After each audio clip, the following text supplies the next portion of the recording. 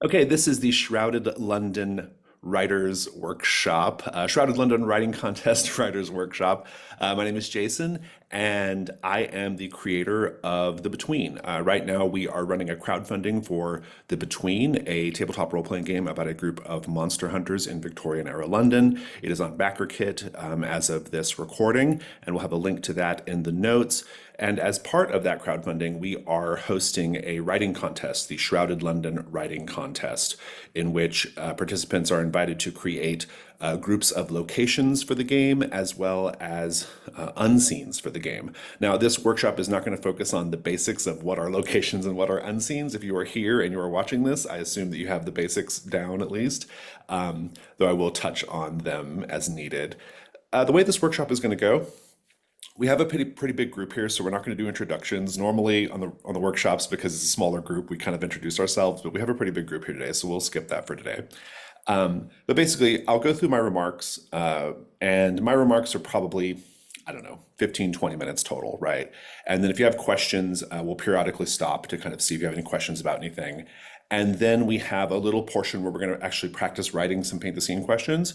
And then we will do just a general kind of feedback at the end.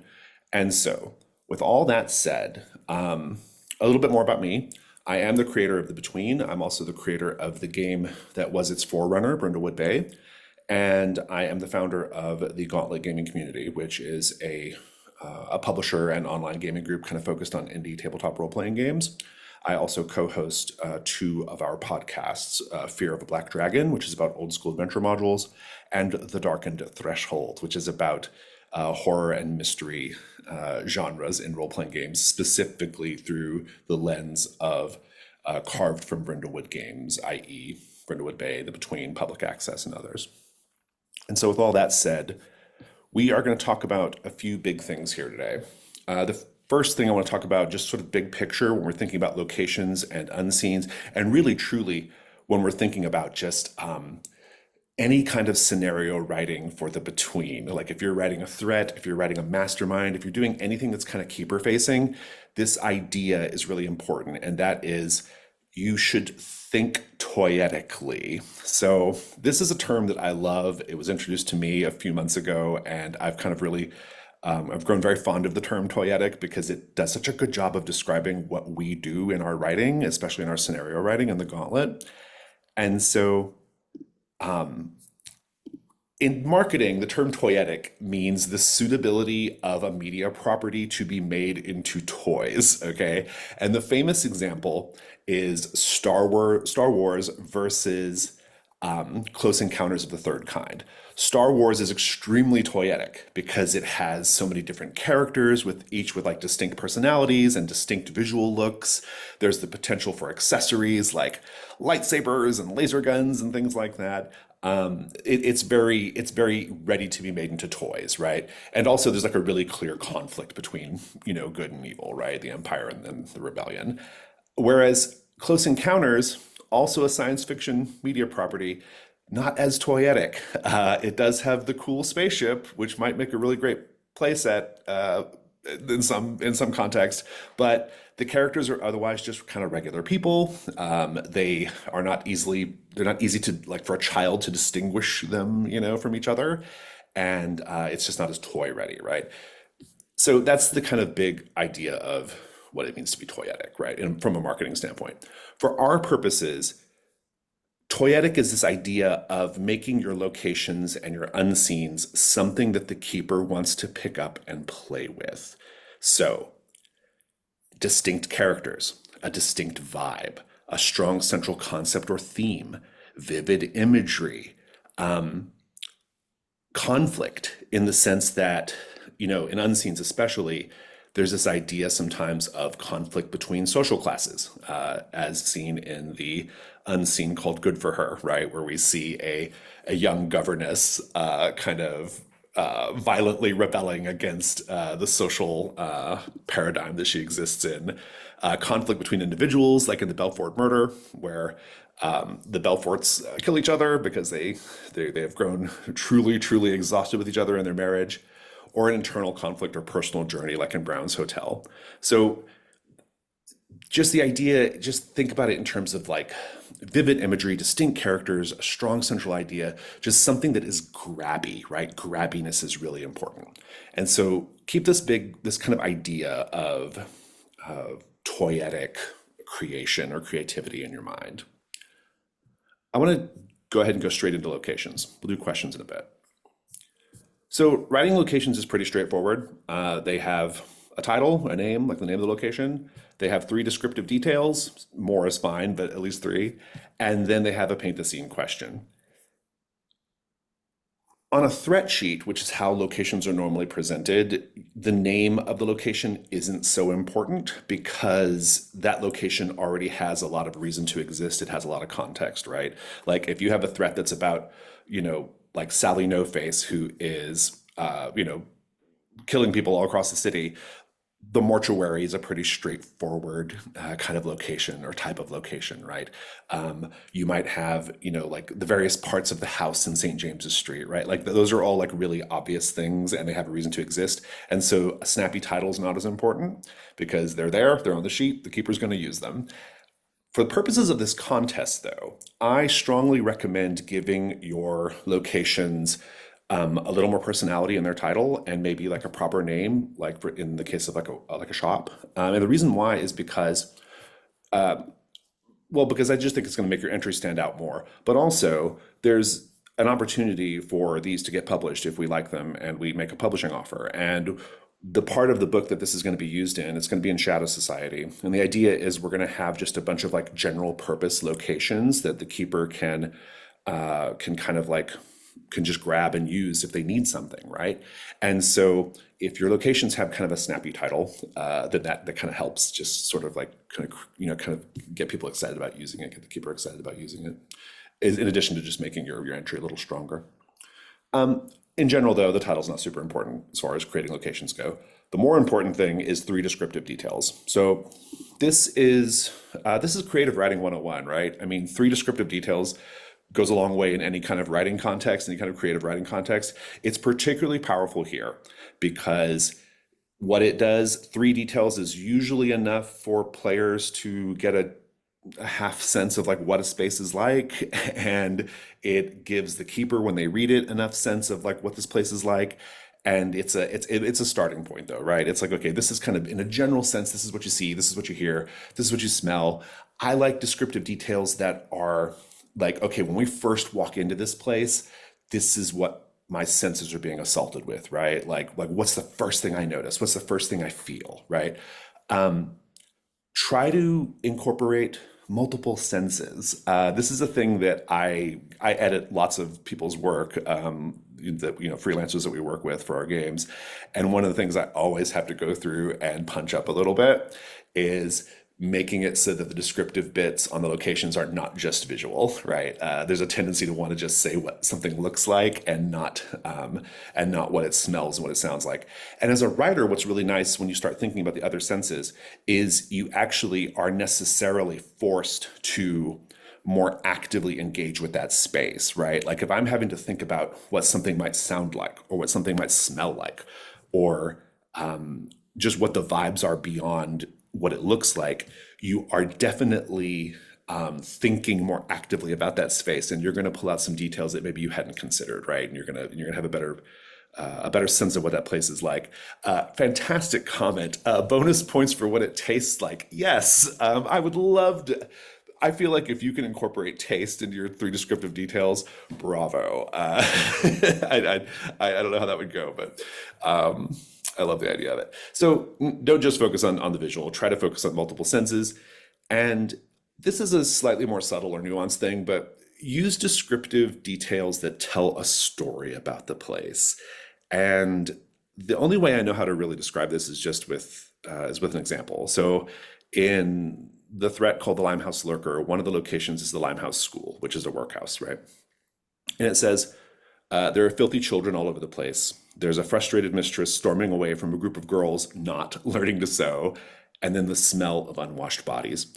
I really like these three details because they tell us so much about not just like what the place looks like and smells like, but it tells us a lot about what this place is, right? In particular, the idea of the frustrated teacher storming away from this group of girls who are not learning how to sew. It tells you something about this place. It tells you that this is a place where the staff is overworked. It tells you this is a place where the staff is maybe not very considerate or caring of the people in their charge. It shows, it kind of implies that that the young girls being housed here were not brought up with what would have been Victorian kind of like notions of etiquette and femininity of the time, right? One of the details is about the smell of unwashed bodies. Like that straight away tells you so much about the place, right? It tells you that these kids are not being looked after properly. It tells you that that maybe they don't have they don't have the proper facilities or they don't care about these kids. Like there's just so much kind of packed into that, right? So to the extent that your details can tell a story, you should do that as well. So I want to pause here. Does anyone have any questions just about the 3 descriptive details part, or are they running into any particular things that that would be helpful to kind of help break through? Fantastic. Then let's keep going with paint the scene. Now paint the scene is probably the trickiest part of writing a location, right? I think it's the most important part as well. So paint the scene is a question that is attached to every location. And it's a question posed to the players by the keeper. And the reason why the keeper does this, well, because it's the rules, but also it's there to sort of do a few things. One, it explores further what the place looks, sounds, and feels like. So when the players answer it, they're telling us more about this place, right? And then most importantly, it explores an idea associated with that place, right? A paint the scene question is not just about set dressing. It's not just about saying what we see and hear. It's about exploring an idea connected to that place. I really, really love this example that came from a Dungeon World game that I ran a long time ago. So Dungeon World, fantasy, adventure type game, right? You have characters going into dungeons and for trying to find treasure. And at one point I had the players, they were entering this villa that was the home of a gorgon, right? Or a Medusa. And the paint the scene question was, I described at a basic level what they saw. And then the paint the scene question was, looking around, how do you know this is the home of a gorgon? And I love that question, and I loved it in the moment because the players had to start, you could see their wheels spinning. They're like, okay, well, what do I know about gorgons? What do I know about Medusas? Okay, when they look at you, they can turn you to stone. And so one of the answers was, I see a bunch of statues posed around the space, right? Maybe this gorgon is really into snakes. And so they describe all the snake motifs they see on the molding, on the ceiling, on the floor, that kind of thing. One player said, all of the mirrors are covered. I loved that. That was so, so great, right? So I really love that example because it does a thing that Paint the Scene is really, really effective at, which is it takes all of our individual ideas of what a gorgon is and kind of unifies them at the table, right? It sort of brings all of our little headspaces together to define what a gorgon is in that moment and what a gorgon means to us as a play group, right? And that's really, really powerful. And that's kind of the power of Paint the Scene. Paint the Scene, there's this, there's a few things that kind of happen here, right? When you're a player and you're answering this Paint the Scene question, you are buying in to what is happening. You're getting automatic buy-in to what the keeper is presenting to you because you helped create it, right? You helped contribute to the visuals.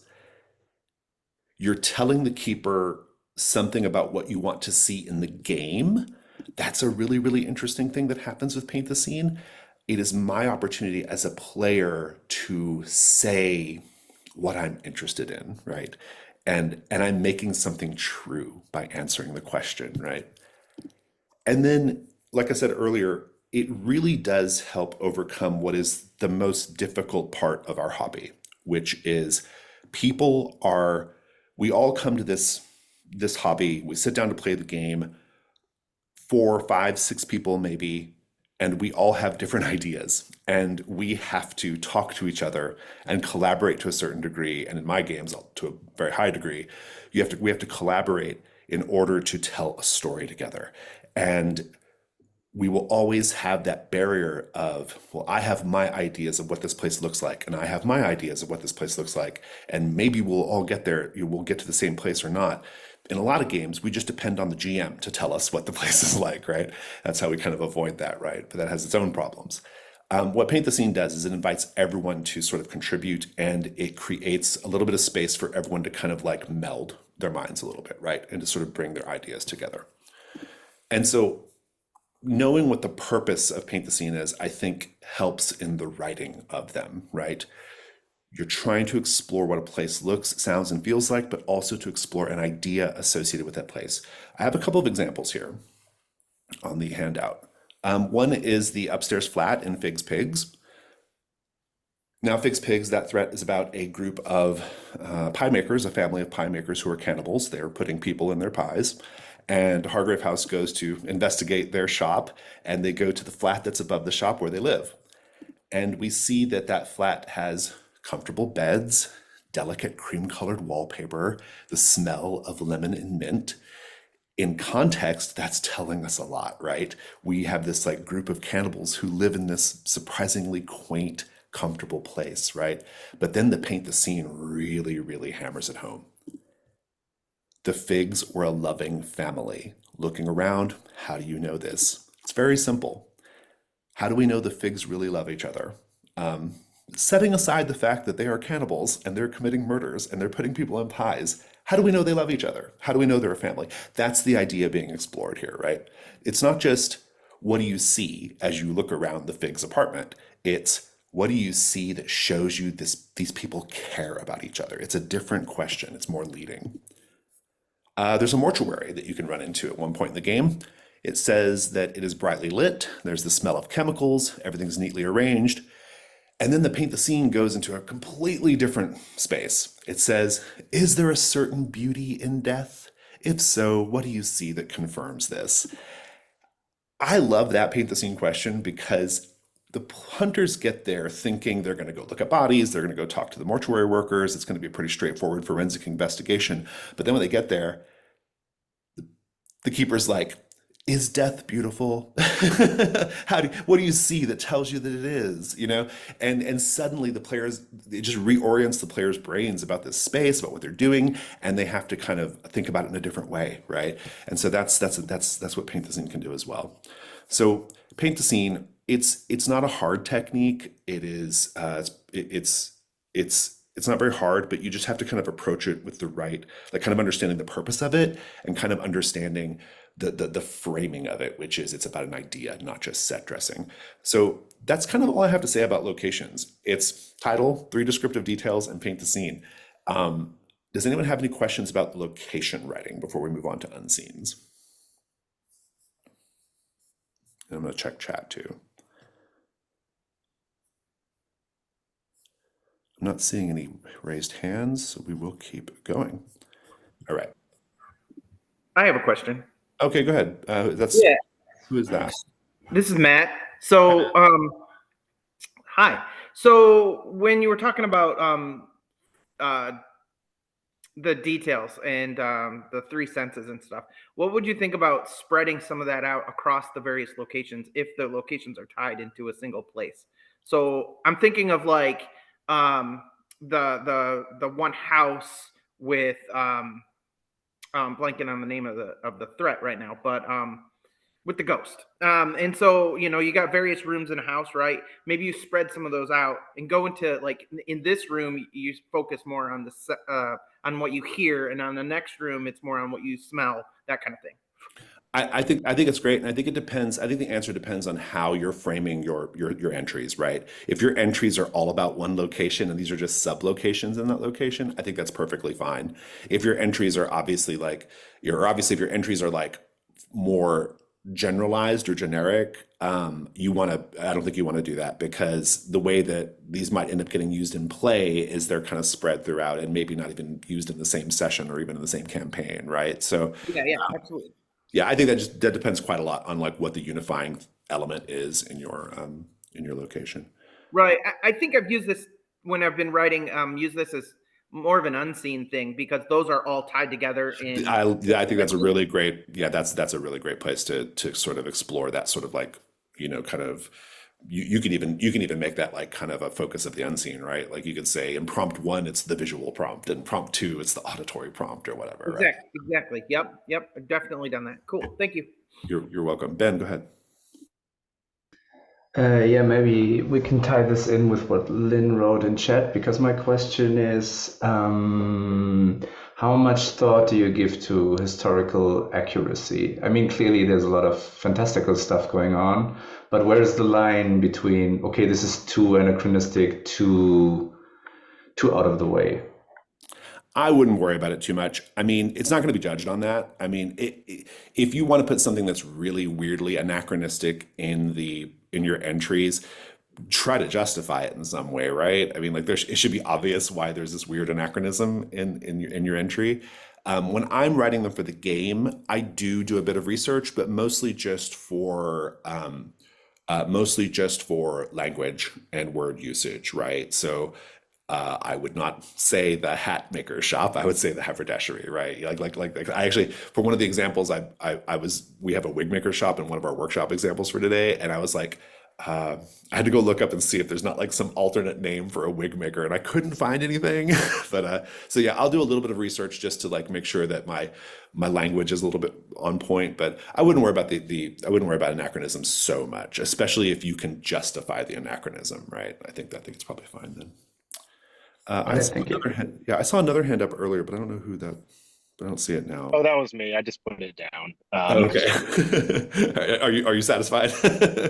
Well, I think my question's a bit too amorphous to really ask. It was really a matter of, I'll go ahead and say it anyways. I'm already talking. I the locations track of this contest was the part I've been most struggling with.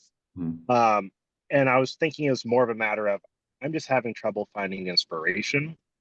And I was just wondering if there's any uh, recommendations or if anyone has any ideas on like ways to get inspired for general purpose, but also specific tied to the setting locations. I'd love to hear what other people think. I Sorry. mean, I Yeah. have one particular book that I love. It's called Victorian London. I can't remember the name of it, but it's a or the name of the author, but I can get it for you later. But yeah, I had like one like kind of tome I relied on to find inspiration for things when I was writing the game. But if anybody else has any thoughts on inspiration, I'd love to hear it. Yeah. That's it. I got you. Yeah, right here in the back seat. So, one of the things I found out was that Jack London did some investigative journalism in Victorian England, right? And he would go into the city and reported on the conditions there. Another person that did something similar was the guy who wrote the Christmas Story. I'm totally blanking on his name. Very famous Charles writer. Dickens. Dickens. Yeah, Dickens. There you go. Charles Dickens would write about the conditions in various places, and some of them were like not great place, right? So if you go look at those sources, they've literally written like what life was like then, and that's a great source for inspiration, I thought. I'll also say, I'll throw in when I was writing the game, something I would do is I would think of something that I like in the modern world, like what's a thing I love? Oh, I love this kind of thing, or this kind of store, or this kind of event or attraction, and then I would go research like what the Victorian equivalent was, and then I would do that as a location, right? So, let's go to Hungry Yeti Doll. Do you have a question? Yes, I do. I'll just put this out there on the inspiration front. I was looking at the various unseens and locations that we have, and I was sort of looking at how is the tone of these presented. And so we have like very dark, like religious appearances, and my inspiration was like, okay, how do I write something that is a different tone and sort of showing the positives of that kind of location while still kind of keeping it within this like Gothic, Victorian sort of tragic space. I So love that could that. be something as you go to something that's already been done, but you kind of show a different aspect of it. Well, and that's particularly important, I'll say, when we get to the unseen part. That's a really important thing to keep in mind because the unseen, they're always at night, right? And Yeah, so that's one way you can approach the unseen is what does this space look like at night? yeah, Because in the game, nighttime means something really different than daytime, right? So, yeah, yeah. no, I think writing for tone is always a great idea. So I had my hand up for a question reason. Um, Thinking about paint the scenes toyetically, like there's more to do, or there's more toyability to an unseen paint the scene than a or to a location. I have those mixed up. To a location paint the scene, because then the players are going to be in that space. Then there isn't an They can interact with unseen. it, right? Yeah. Yeah, because the unseen, all that there is that narration. They're not going to interact with that more. So do you have any more sort of like the narration that happens in the unseen feels like it needs to have more um more to chew on, or more like juice to squeeze out of it, or something like that? Do you have any like comments on that front, Well, we'll get or to the like? unseen in a moment, but I will say that like when I use the term toyetic, I don't necessarily mean it like in the sense of like that there's things for the hunters to go interact with, which there certainly can be, but it's more like it's something that the keeper is excited about, right? Like that. I think there's a slight difference there. It's something that the keeper is looking at on the page and thinking, oh, I want to use that place. I want to find a way to put that location somewhere because I really like what's going on in that location. It's fun. It's got like cool little details. It's got conflict. So I think that's a slight distinction there in terms of how I'm using the term. But we will talk about the unseen, and I think when we get to the unseen, that might we might go into that a little bit more. Okay, I think I'm going to go ahead and move on. If anybody else has any questions, you can just hold them till we get to the next part. Okay, the unseen. Let's talk about the unseen. So I want to start with purpose here because this is a really, really unusual aspect of the game. I am still convinced there's nothing like it, nothing else like it in tabletop role-playing games. I'm pretty sure it's novel. And the idea is you have this scene that is taking place on the same night as whenever Hargrave House is doing whatever they're doing. Same night, another part of the city, no direct connection to what the hunters are doing. The hunters are not there. The hunters will never meet the characters in the unseen. The unseen is completely separate from what the hunters are doing. Why do we do this? It's strange, right?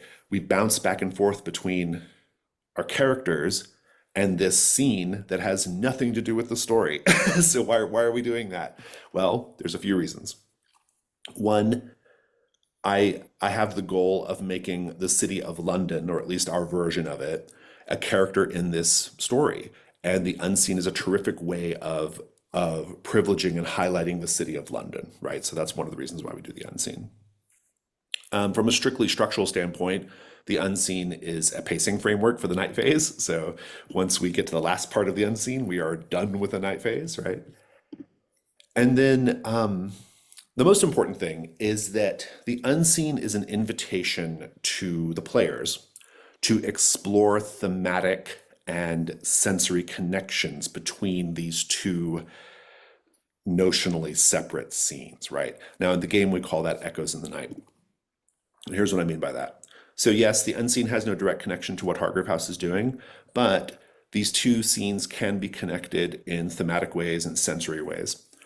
I love the example of in the unseen, we show a person dying of consumption. It's very Victorian, right?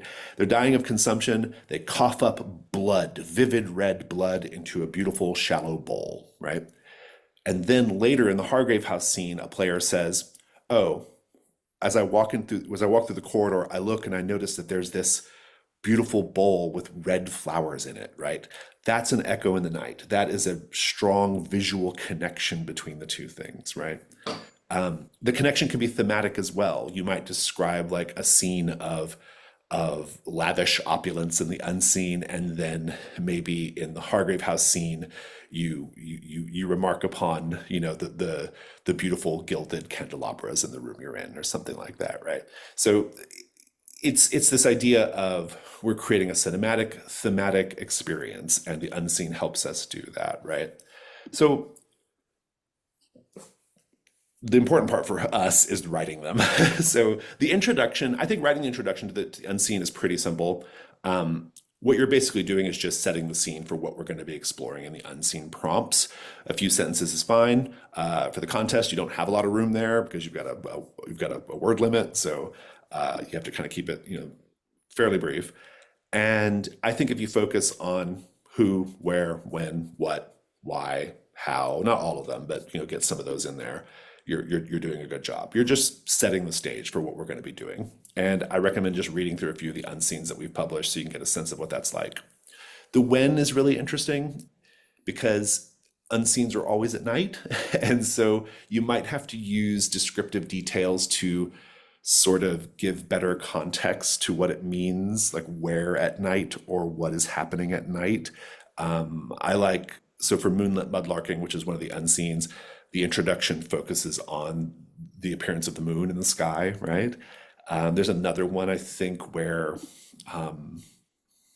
they talk about like the sun coming up over the horizon, right? So the when is really specifically early in the morning, right? So it's nighttime, but really, really, you know, nearing the end of nighttime. But otherwise, yeah, just kind of focus on the who, where, when, what in your introduction. When you're thinking about like what type of unseen you want to do, if you look at all the ones that we've published, and I think there's like, I don't know how many there are now, like 30 or 40 or something, there's a bunch. When you look through them, you can see some patterns and different types. And this is not like exhaustive. Like your unseen can follow a different structure if you want, that's perfectly fine. But we have a few different types that we tend to do in ours, which is, okay, so there's the type that follows one character. You can see that in Brown's Hotel, where we follow the creepy concierge Teddy throughout the hotel, right? The prison hulk at Woolwich follows a cook who is moving along this prison ship, right? And at the end of the unseen, they're kind of like done with their little rounds. So follow a character. That's a great unseen style. Another style you might do is a montage. So Moonlit Mudlarking, we see 4 distinct groups of people in this one space. Same thing with the Empire Club. We see 4 distinct members of the Empire Club and how they're kind of what they're doing in the Empire Club. You can have a style that I call story within a story. The really great example here is there are 3 unseens that are all plays from the Grand Guignol.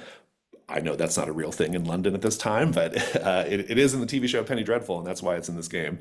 But the Theatre Grand Guignol, we have these 3 unseens that are 3 different plays. And in this case, the unseen is we're telling the story of the play within the story of the unseen, right? There's another more subtle example of that in the tarot card reading of Lydia Wainwright. In this case, we're getting Lydia Wainwright, you know, going into this fortune teller shop and sitting down with the fortune teller and having her fortune read. But then also the tarot card reading itself is a story within a story. We're telling this, telling the fortune is telling the story of Lydia and her suitor, right? And so that's another style you can do where you're kind of telling a story within your unseen. Those are just 3 different types: follow a character, montage, or story within a story. It's not exhaustive. You might have a totally different idea, kind of like we talked about earlier. Maybe your unseen is about the senses. I love that. I think that's super cool. That's a great way to structure it. There's all kinds of different ways you can structure it, but those that I outlined are pretty common and work well. When you're writing these, I recommend starting with paint the scene. You don't have to, but I recommend it. And the reason why is because in play, it's really nice that the first one is a paint the scene because it gives everyone a chance to stretch their legs a little bit. And everyone gets a chance to kind of put their stamp on the unseen before they get a chance to actually do their own prompt, right? So if we're doing the unseen and I am the player who's doing the 4th prompt, if there's no paint the scene in the beginning, I have to wait a long time before I get to say what's happening in the unseen, right? If you put the paint the scene in the front, it gives everyone a chance to speak a little bit and to sort of shape the unseen a little bit before it gets too well defined. You don't have to, but I recommend it. Make sure your prompts are highly leading. This is the most important part, all right? A lot of this unseen prompts are narrate X, narrate this, narrate that. That's great. But a lot of them use questions. And if you're going to do an unseen prompt that is a question, make sure it's a highly, highly leading question. Like you are putting your thumb directly, heavily on the scale of what you want the player to say, right? Or what you want them to explore. Examples. That concierge, Teddy, creeping around the hotel. He puts his ear up to the door. The bad version is, what does Teddy hear? That's terrible. It's a bad prompt because it's way too wide open. The good version is, what does Teddy hear that makes him desperately want the life of the person on the other side of the door? That's the better question, right? Because it gives the player so much more it focuses their thinking. It gets them really, really laser focused on what you as the author of the unseen want them exploring, right? And so leading question is great. Leading questions are also your way as the creator of the unseen to have some input here, right? Like this is your best chance as the creator of the unseen to have authorial intent. Like this is what I want this to be about, okay? So yeah, specificity is great. And then finally, this is a little trickier, but I think it's important. When you're writing your unseen prompts, you want to create a narrative or maybe thematic through line, okay? So for some of these, it's easy, right? The Grand Guignol ones, for example, they have a really clear narrative through line. It's Act 1, Act 2, Act 3 of the play, right? But also with the Belfort murder, Charles and Nancy, they've been married a long time. They hate each other. They are at each other's throats all the time. And one of them is going to be dead by the end. That's a really clear narrative flow, right? Like, here's how Charles is a jerk. Here's how Nancy's a jerk. Here's why they don't love each other anymore. And now one of them's dead. Like, it's a very clear, flow. But for the unseens that like have multiple characters or more of a montage, it's a little harder. You still can have a through line though. And that through line is usually a thematic one. Like usually you are exploring like an idea there more, and you are reaching some sort of conclusion. And I know that's really like kind of, it's a little loosey-goosey, but just read through a few of them and you'll kind of get a better sense of it. I think what makes it work is if the last prompt feels like the last part of the story. So in the unseen called The Four Magpies, that last prompt is all the young men who patronize the Four Magpies bar going home at the end of the night, right? Or in the Billingsgate Fish Market, it's dawn breaking over the horizon, like the night is over. It's Teddy the concierge returning to his sad gray apartment, right? You can punctuate and indeed signal to the reader that there is a story here, as long as you make the last one the obvious end, right? It almost doesn't matter what you put in the first three, as long as the last one feels like a conclusion, right? So, but yeah, workshop aside, the best thing to do here is to just read through the unseens that we've published and read through them all. You get a nice wide sampling of the possibilities. You get good examples of what this could look like, how you could go about it, and that's basically it. You're on your own in terms of finding inspiration. Like that's what you're bringing to this, right? Is the inspiration. But I think some of the things we said about the location inspirations probably apply here as well. Any questions about unseens?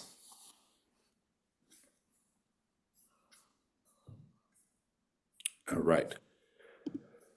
So I like to do a little writing portion for every workshop. This is a short workshop, so this will be a pretty short writing exercise. We have a lot of people here, and so what I think I'm going to do is I've got 6 sample locations on the handout, and I would like for everybody to just pick one, whichever one appeals to you, and write the location. Come up with a nice title for that location.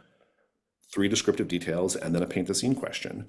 I think we'll take like maybe we'll take like 10 minutes for you all to write a location, and then we'll come back and we'll share some of them. And then if anybody has any like specific questions they want answered about their entries, if we have time on the call, we'll do it. But if not, we can do it after the call as well. So, but I will see you all in 10. Okay, so we won't have time to read everyone's entry or everyone's writing or read them aloud, but I do want to encourage you all to paste your what you wrote in chat if you wish, or in Discord in the writing contest channel. That's another place to chat about what you did. But I would like to hear at least one for each of the samples locations or the prompts. So the first one I had here was a wig maker's shop. Did anyone write the wig maker's shop? I did. Oh, let's hear it, Jack. Okay. Lady Marissa Manville's Periwig House. Coquettish wax heads adorned with elaborately styled wigs. Glass bottles filled with a spectrum of dyes from natural colorants like beetroot and umber to lead and mercury. A fashionable, well-to-do client steps behind a chinoiserie screen for a custom fitting. Paint the scene.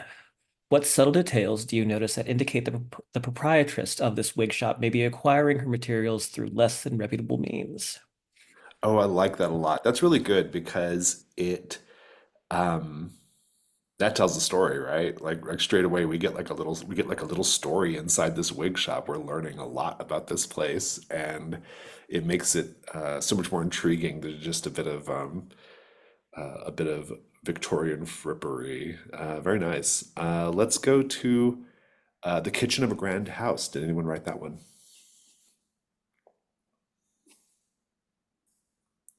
I did.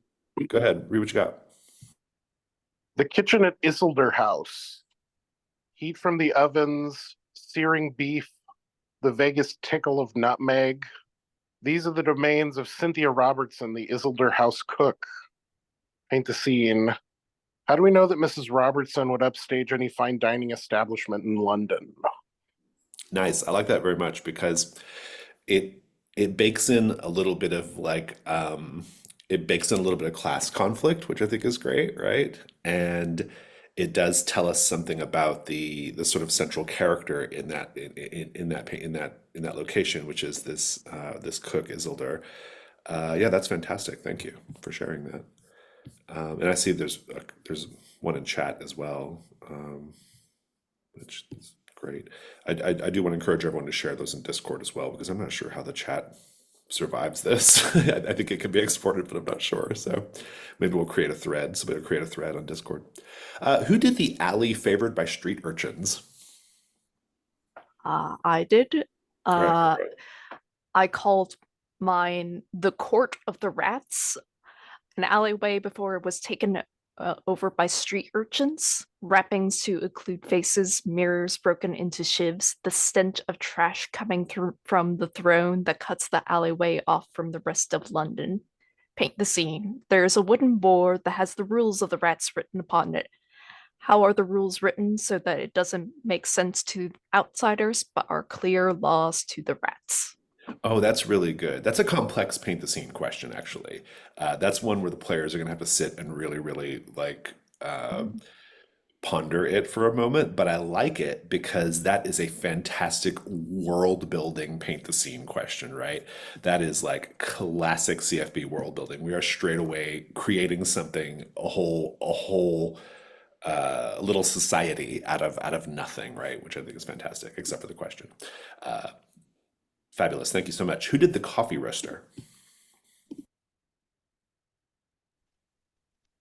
I did. Please share it if you wish. Yes, name is McAfee Hot Beans. The smell of freshly roasted coffee in the store, which surprises like a wave. Discussions regularly interrupted by the startup of the new hydraulic grinder. The occasional magpie welcomed by the owner stealing the beans. Paint the scene. What signs of addiction can we see in the customers present? Addiction, you said? Yes. Oh, interesting. Interesting. Now, see, that's really interesting because as paint the scene, that's a little bit like the mortuary paint the scene example that I did earlier, because it totally changes your perspective on what we're doing here in this space, right? Which I think is really great.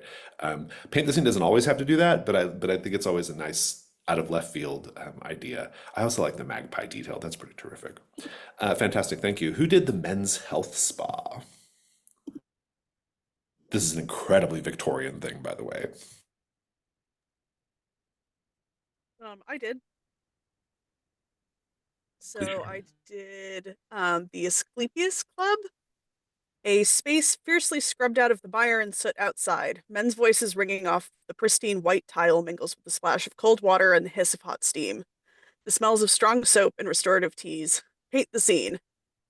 This place is meant to be a refuge from the oppressive miasma of filth that is industrialized London. In what other ways do you notice that it might be a refuge from other types of oppressive atmosphere? Oh, interesting. First of all, points for the word use of the word miasma. I think miasma is the most Victorian ass word there ever was made, and I love it. So love that. That's a really the paint the scene question is super interesting, right? Because it's one of those like paint the scene. It's a good one. It's one of those paint the scenes that is sort of there's like something being implied there, but the Mhm. players are sort of invited to explore what the implication is Yeah. of that question, right? I know where I would go with it. Like, I would go with it, I would obviously go with it like, oh, well, obviously these guys are all like, they're all like, having sex, right? Or they're like doing Mhm. intimate with each other, right? Like, it's clearly what they're trying to avoid. But you could also see, like, you could also see somebody answering it like, here's a solicitor who is really into music and singing, and he's not allowed to be his perfect artistic creative self, and so when he's in the men's health spa he sings choral music or something to himself. Like you can kind of see it going different ways. Yeah, So one of the things that I imagined, like, I also immediately went to the, like, oh, this is a place to oh hook yeah, up. Because if yeah, you've oh, ever absolutely. tried to Yeah. research Victorian Turkish and Roman baths, Yeah. there's like one guy who's written a book on it, and he cannot stop going out of his way to be like, no one was having sex in here. I'm like, um, but the other vision I had was also like a veteran of like the Boer War, like being emotionally and physically vulnerable. Like Oh, he has a that's lot of good. scars, and he has Yeah. a friend there with him that's like helping him like get into a hot bath. Like this is a place where you're allowed to be vulnerable and like show your scars when you're not allowed to outside. And I Yeah. was like, oh, that's actually really cute. But that's yeah, but Damn that's it. I think it's fun about the way you frame that paint the scene, because like normally like I think my tendency when I write a PTS is to be much more leading, like to write it really, Mhm. really like specifically, and Yeah. that's because of how I do it. But I like how you did it because it's sort of like it's leading just enough, but leaves open some space for people to bring their own Mhm. like interpretations to it. So I really love that. Thank you. Finally, who did the funeral? I'll hop in.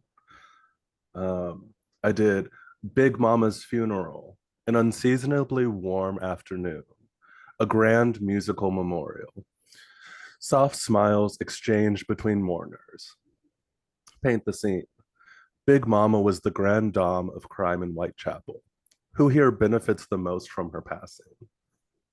Oh, that's really, really good. I like that a lot. That's really great because it's really incisive and interesting, because I find that whenever you see like a funeral scene in like a TV show or a movie, that scene is always about the people attending the funeral, right? It's always about the people who are at the funeral. It's got nothing to do with the service itself. And so that paint the scene is really great because it focuses on the attendees while also incidentally talking about world building. It is letting the players populate the scene with potential side characters for future scenes, right? Which is pretty terrific. So that's fantastic. Thank you.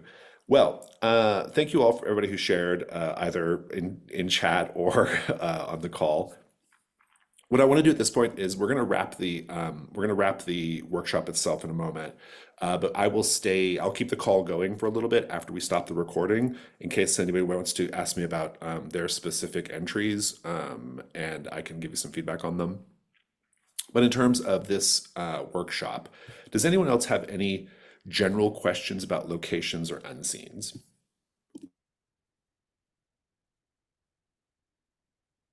And I see here that Jack started a thread for everyone to share their workshop things. And so if you're watching this video, go find our Discord. I'll have a link in the notes to go check that out. Very well then. Thank you all for coming to the workshop. Like I said, the call will keep going after I stop the recording. If you're watching this, you have, as of the day it posts, about 2 more weeks to finish your entries. And so be sure to check our website for instructions on how to enter the Shrouded London Writing Contest. If you have not yet backed the Between on BackerKit, please go do so. We can't do any of this if we don't generate revenue. So please go help us do that. And I think that's all I've got. So thank you all so much.